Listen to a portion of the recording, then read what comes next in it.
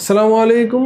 আজকের ভিডিওতে আমরা আলোচনা করব প্রেগন্যান্সির ফার্স্ট ট্রাইমেস্টার প্রথম সপ্তাহ থেকে নিয়ে 13তম সপ্তাহ পর্যন্ত সবচেয়ে গুরুত্বপূর্ণ উপায় নিয়ে। এই সময়টাই শিশুর মস্তিষ্ক, হার্ট, মেরুদণ্ড সব গড়ে ওঠে। তাই একটু যত্ন নিলে অনেক ঝুঁকি এড়ানো যায়। চলুন শুরু করি। প্রথম 8 সপ্তাহের মধ্যেই আপনি রেগুলার চেক আপ করুন, রক্ত পরীক্ষা করুন, আপনার প্রস্রাব পরীক্ষা করুন আর আল্ট্রাসাউন্ড করুন। আপনি প্রত্যেক দিন ফলিক অ্যাসিড 400 to 500 মাইক্রোগ্রাম অবশ্যই খাবেন। ফলিক অ্যাসিডে মেরুদণ্ডর ত্রুটি হওয়ার বাধা দেয়। আমাদের ভারতবর্ষে সরাসরি আয়রন ফলিক অ্যাসিড দেওয়া হয়, যেখানে আয়রনের সাথে ফলিক অ্যাসিড যুক্ত থাকে। আর আপনি ফলমূল, সবজি, শস্য, ডিম, মাছ, দুধ এগুলো আপনি নিয়মিতভাবে খান।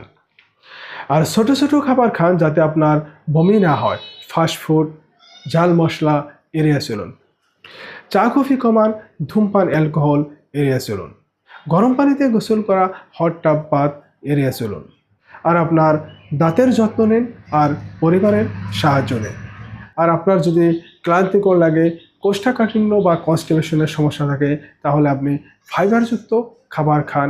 আর আপনার গ্যাস্ট্রিকের সমস্যা থাকলে আপনার গ্যাস্ট্রিকের সমস্যা কমাতে আপনি গুরুত্ব দিন। আর মুড মেজাজ যদি খারাপ থাকে, এটা অবশ্যই স্বাভাবিক, তবে 2 সপ্তাহ থেকে যদি বেশি থাকে আপনি ডাক্তারের পরামর্শ নেন। মনে রাখবেন, প্রত্যেক গর্ভ অবস্থায় আলাদা, তাই আপনার ডক্টরের পরামর্শই সবচেয়ে ভালো। আশা করি সবাই ভালো থাকুন, সুস্থ থাকুন। নেক্সট ভিডিওতে আবার দেখা হবে। আজকের জন্য বিদায় নিচ্ছি। ধন্যবাদ।